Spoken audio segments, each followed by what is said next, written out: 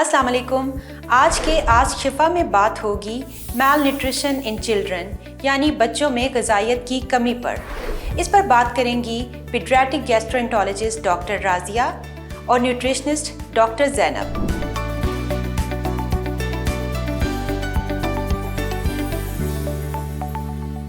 अस्सलाम वालेकुम, कैसी डॉक्टर राज़िया? मैं ठीक हूँ, आप कैसी हैं? अल्लाह का शुक्र। डॉक्टर राज़िया, इस मंथ में हमारे पास माल न्यूट्रिशन वीक आ रहा है, तो हमने सोचा क्यों ना हम इस वीक के लिहाज से बच्चों की माल न्यूट्रिशन के बारे में थोड़ा सा कुछ डिस्कस कर लें। बीइंग अ गैस्ट्रोएंटरोलॉजिस्ट, आपसे भी पूछें कि माल न्यूट्रिशन कैसे इफ़ेक्ट कर सकती है हमारे बच्चों की सेहत को। मैल न्यूट्रिशन यानी कि ग़िज़ाइयत की कमी बच्चे की लाइफ के डिफरेंट एस्पेक्ट्स को मुतासर कर सकती है, जिसमें ग्रोथ, उसकी नशोनुमा, उसकी आईक्यू, उसकी इम्यूनिटी और उसकी जो सोशल एंड जनरल वेलबींग है, उन सब को मुतासर कर सकती है। तो आपको क्या लगता है कि अगर लेट सपोज एक बच्चा माल नरिश्ड है, तो क्या उसका डाइजेस्टिव सिस्टम यानी उसका मैदा और इस तरह की चीज़ें क्या वो भी इन्फ्लुएंस हो सकती है? जी बिल्कुल, इस तरह से कि अगर एक बच्चा वो मुसलसल ग़िज़ाइयत की कमी का शिकार है और वो उसकी बॉडी के अंदर एक माइक्रोन्यूट्रिएंट्स और मैक्रोन्यूट्रिएंट्स का डिसबैलेंस क्रिएट हो जाता है, जिसकी वजह से मुख्तलिफ माइक्रोन्यूट्रिएंट डेफिशिएंसीज आने लग जाती हैं और आंतों के अंदर जो आंतों की लाइनिंग है वो अफेक्ट होने लग जाती है।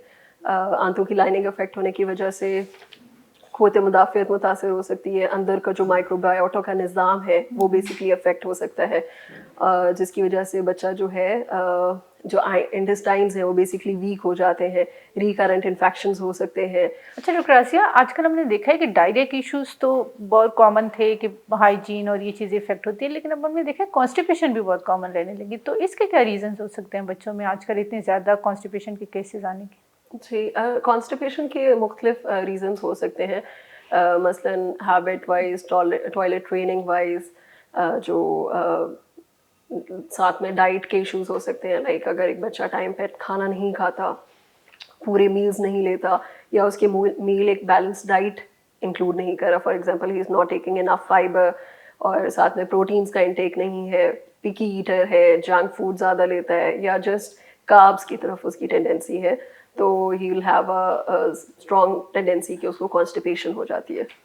अच्छा डॉक्टर राज़िया, मुझे एक बात बताएं कि कौन सी ऐसी अलामात है जिसमें पेरेंट्स के पास मतलब एक अलार्म होना चाहिए, पेरेंट्स को पता होना चाहिए कि अगर ये कुछ साइन एंड सिम्टम्स है तो that could be mall nutrition risk, ठीक है? तो इस सूरत हाल में हमें किसी भी हेल्थ केयर प्रोफेशनल जो रिलेटेड हेल्थ केयर प्रोफेशनल है उसको दिखाना चाहिए। जी बिल्कुल, अगर आपका बच्चा, पेरेंट्स के लिए ये है कि अगर उनका बच्चा मुसलसल वज़न नहीं पकड़ रहा, वज़न उसका एक जगह पे स्टैटिक हो गया है या फिर कम होना शुरू हो गया है, या फिर वो नोटिस करते हैं कि वो अक्सर सुस्त रहता है, एक्टिव नहीं है, ईजी फटीग हो जाती है उसको, या फिर वो ग्रोथ के वाइज से भी पीछे है, like he is not achieving his milestones on time, जैसे चलना फिरना होता है वो सब डिलेड है, ऐसे पेरेंट्स को ज़रूर डॉक्टर को कंसल्ट करना चाहिए, because these are the early science of malnutrition. और अक्सर ये होता है कि पेरेंट्स थोड़ा सा इस चीज़ को भी ज़्यादा क्लियर कीजिएगा, क्योंकि अक्सर ये होता है कि पेरेंट्स इस वजह से भी ले आते हैं बच्चे को, बच्चा नॉर्मली फिजिकली फिट है, मेंटली भी फिट है, लेकिन वो कहते हैं कि वो हमारे मोहल्ले में 7 साल का बच्चा है ना, वो उसकी हाइट इतनी है, ठीक है, तो मेरे बच्चे की हाइट कम रहेगी, तो क्या ये भी माल न्यूट्रिशन का रिस्क है, या it could be related to some parenting genetic platform?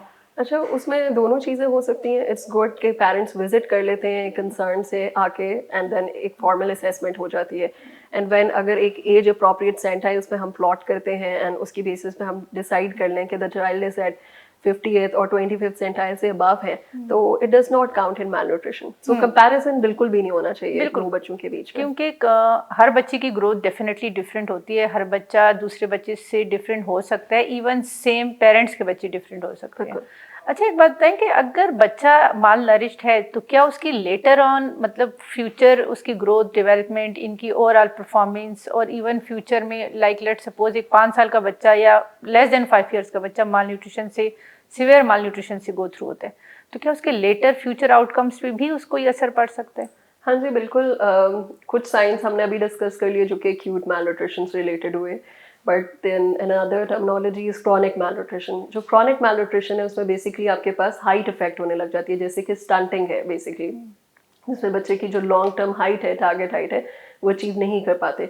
इसी तरह से they will have effect on their IQ, school performance affect हो जाएगी, मतलब वो सतह पे नहीं परफॉर्म कर सकेंगे।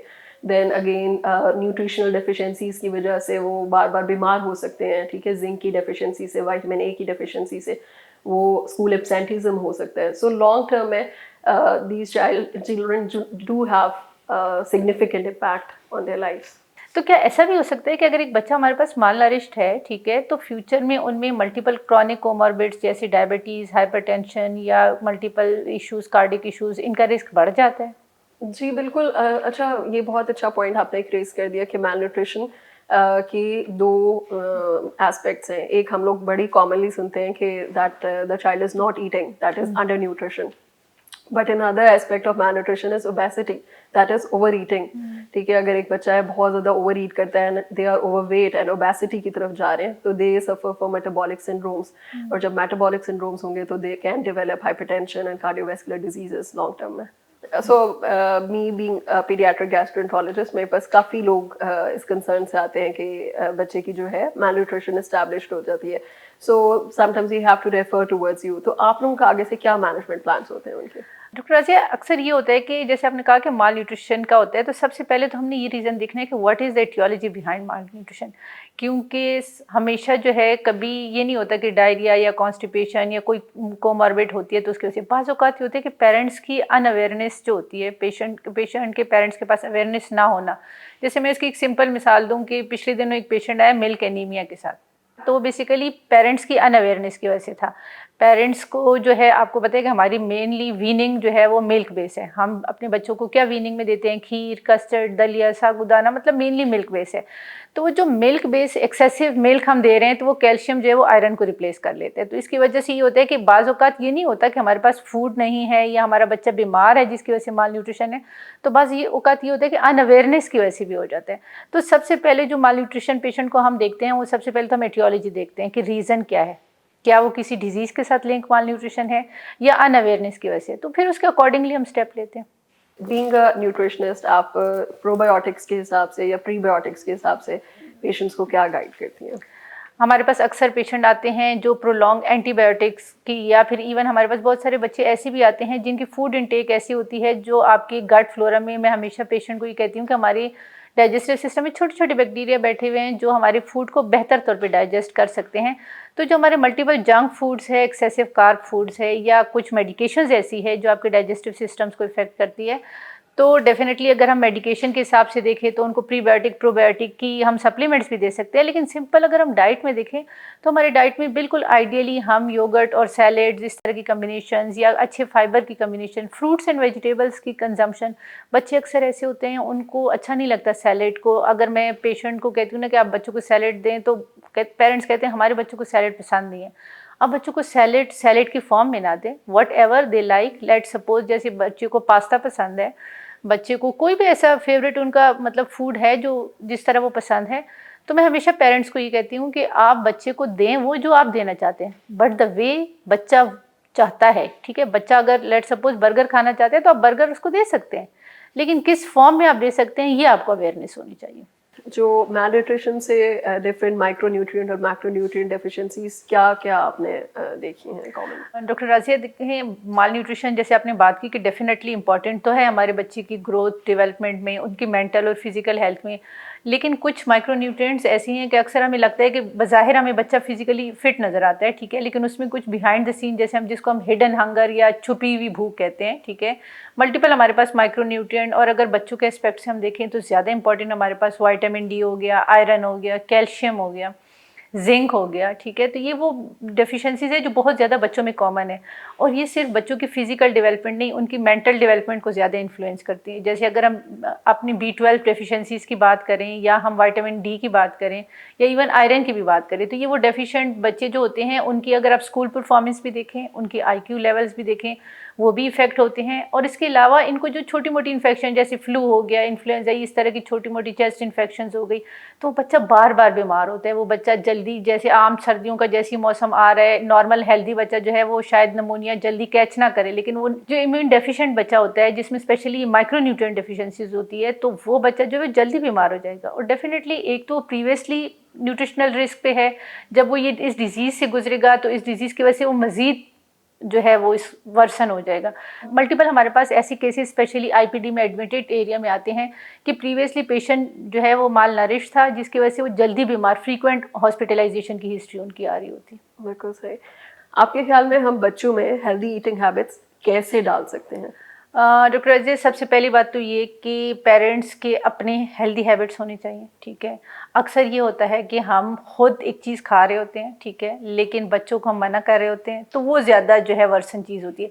क्योंकि आपने एज ए रोल मॉडल, जैसे टीचर पेरेंट्स ही रोल मॉडल्स होते हैं, आप बच्चे को एक पैसिव लर्निंग में फेज में डालें, ठीक है, उनके सामने खुद वही कुछ करें। दूसरी बात ये कि आप कोशिश करें कि आप अपने बच्चों के सामने जो फूड इनटेक ला रहे हैं, ठीक है, जो अवेलेबल फूड सोर्सेज हैं उनमें बहुत कम अनहेल्दी ऑप्शंस हों। क्योंकि अक्सर ये होता है कि अगर आपके फ्रिज में अनहेल्दी ऑप्शंस पड़े हुए हैं, बेशक आपने गेस्ट के लिए रखे हुए हैं, किसी चीज़ के लिए भी रखे हुए हैं, अगर आपने घर में रखे हुए हैं तो इट मीन्स आप बच्चे को ये मैसेज दे रहे हैं कि दे आर ईडेबल और गुड ऑप्शन है क्योंकि हमारे घर में मौजूद है। वो चीज़ होनी चाहिए। दूसरी बात ये कि बच्चों की न्यूट्रिशनल एजुकेशन प्रॉपर होनी चाहिए। बच्चे को ज़रूरी है कि उसके पता हो, अगर हम छोटी छोटी बातें, जैसे अगर बच्चे को कहे कि बेटा आप प्रोटीन खाएंगे तो आपके मसल्स अच्छे बिल्डअप होंगे, आप में गुड हेल्थ आएगी, या आप सिंपल से कुछ टिप्स ऐसे बच्चे को कहे कि बेटा अगर आपकी डेली डाइट में एटलीस्ट 20 नेचुरल कलर्स ऐड होंगे तो you will be good with immunity. तो ये कुछ छोटी छोटी टिप्स होती है। बाज़ औक़ात ये होता है कि बच्चे फूड से इसलिए इरिटेट होना शुरू हो जाते हैं, स्पेशली हेल्दी फूड से, कि पेरेंट्स जो है ना वो हेल्दी फूड को जस्ट लाइक होमवर्क बच्चों के पीछे ले लेके फिर आते हैं, तो वो बच्चा इरिटेट होना शुरू हो जाता है। आप बच्चे को खिलाएं हेल्दी फूड, लेकिन इस तरह अनसीन वे से कि बच्चा अनकॉन्शियसली जो है उस चीज़ से इरिटेट ना हो। हमारे बच्चों की हेल्दी फूड से इरिटेशन की वजह ये है कि हम बहुत ज़्यादा उसको जो है इरिटेंट बना देते हैं। तो आप बच्चे की मर्ज़ी से उनकी जो पसंदीदा डिशेज़ हैं उसकी फॉर्म में बनाएं। बच्चे को जो लंच बॉक्स है उसमें ज़्यादा फोकस करें, क्योंकि बच्चे का जो सबसे आइडियल फूड होता है वो लंच बॉक्स होता है। और वो लंच बॉक्स ही अक्सर पेरेंट्स ये कहते हैं कि ब्रेकफास्ट और डिनर और लंच ये जो है कम से कम खाते हैं, लेकिन स्कूल का लंच ख़त्म कर लेते हैं। तो आप लंच बॉक्स में हेल्दी ऑप्शंस अवेल करें, ठीक है। और दूसरी बात कि आप कोशिश करें कि जितनी भी हमारे पास फूड ग्रुप्स हैं, जिसमें हमारे पास डेयरी भी है, गोश्त का भी है, अनाज है, फ्रूट्स है, वेजिटेबल्स है, एग्स हैं, ये सारे फूड ग्रुप्स आपके डेली डाइट में टच होने चाहिए। किस फॉर्म में टच होने चाहिए वो डेफिनेटली कल्चर घर टू घर डिफरेंट होता है, ठीक है। लेकिन यह है कि ये सारी फूड आपके बच्चे की डाइट में एडजस्ट होने चाहिए, ये सारे कलर्स एडजस्ट होने चाहिए, क्योंकि अल्लाह ताला की बनाई हुई एक साइंस है कि जितनी भी कलरफुल फूड्स हैं उनके पीछे उनके एंटीऑक्सीडेंट्स हैं। जैसे हमने अभी बात की कि इम्यूनिटी इफेक्ट होती है, तो इम्यूनिटी अक्सर मैक्रोन्यूट्रिएंट यानी प्रोटीन, कार्बोहाइड्रेट या फैट की वजह से नहीं होती। इम्यूनिटी अक्सर हमारे जो है माइक्रोन्यूट्रिएंट्स की वजह से होती है। तो वो माइक्रोन्यूट्रिएंट्स जितने भी हमारे पास कलरफुल फ्रूट्स एंड वेजिटेबल्स हैं, ये हमारी डाइट में जो शामिल होंगे तो it will be good for our immunity as well. बिल्कुल। इसमें मैं कुछ ऐड एक चीज़ करना चाहूँगी कि जब बच्चा बिल्कुल छोटे फेज में होता है, लाइक वीनिंग स्टार्ट की जाती है, तो दैट इज़ द टाइम कि जब आप बच्चे को हर तरह के फूड टेस्ट कराएं। पीपल की रिमेन चूजी, लाइक 1 साल तक अक्सर ऐसे होता है कि जस्ट प्यूरीज पे रखा होता है बच्चे को। So again textures, different textures of food देना और ऑल काइंड्स ऑफ फूड को टेस्ट कराना। ये नहीं कि बस ब्लैंड पे रखा तो ब्लैंड ही रखा, ठीक है। आहिस्ता आहिस्ता से आप कुछ सॉल्टी, कुछ sweet foods, and then again introduction भी अगर आप करें तो स्वीट फूड से ना करें। सो जो अर्ली हैबिट्स है ना, like just around the weaning time, उस टाइम पे अगर आप हर तरह के फूड्स इंट्रोड्यूस कर जाते हैं तो बच्चे की एपेटाइट जो लॉन्ग टर्म है वो बहुत अच्छी हो जाती है। बिल्कुल आपने सही कहा कि अगर, और दूसरी बात है कि हमें ये कोशिश करनी चाहिए ना कि ये नमक और चीनी जो हमारे कल्चर में बहुत ज़्यादा हम यूटिलाइज करते हैं, इसका बहुत लेटर एज में हम इस्तेमाल शुरू कर दें। हम अक्सर बच्चे को फीडर दे रहे होते हैं, उसमें चीनी डाल देते हैं, बाज़ों का रूह अफ़ज़ा डाल देते हैं, ठीक है। एग हमने फिक्स कर लिया कि एग हम बगैर नमक के खिला नहीं सकते, तो इस तरह की सॉल्ट और शुगर का इंटेक कम से कम करना चाहिए। दूसरी और ज़रूरी बात जो मैं डिस्कस करना चाहूँगी, अक्सर पेरेंट्स ये कंप्लेन करते हैं कि मैंने अपने बच्चे को ये चीज़ टेस्ट कराई थी, बच्चे ने नहीं खाई। तो ये चीज़ बताना बहुत ज़रूरी है कि बच्चे के जो टेस्ट बड्स होते हैं वो बहुत लेट डेवलप होते हैं। आप कोई भी चीज़ बच्चे को इंट्रोड्यूस कराते हैं तो एटलीस्ट 2 वीक्स तक अगर आप मुसलसल इंट्रोड्यूस कराएंगे तो बच्चे में वो टेस्ट की एक्सेप्टेंस आती है। तो एक दफ़ा अगर बच्चे ने रिफ्यूज़ कर दी तो इसका मतलब ये नहीं कि वो सारी Yes. ज़िंदगी के लिए आप उसका वो बना लें। बिल्कुल। उम्मीद है आज शिफा में माल न्यूट्रिशन के हवाले से आपकी मालूमात में इजाफा हुआ होगा। अगर आप भी हेल्थ से रिलेटेड किसी टॉपिक पर मालूमात हासिल करना चाहते हैं तो हमें कमेंट्स में ज़रूर लिखिएगा। अल्लाह हाफ़िज़।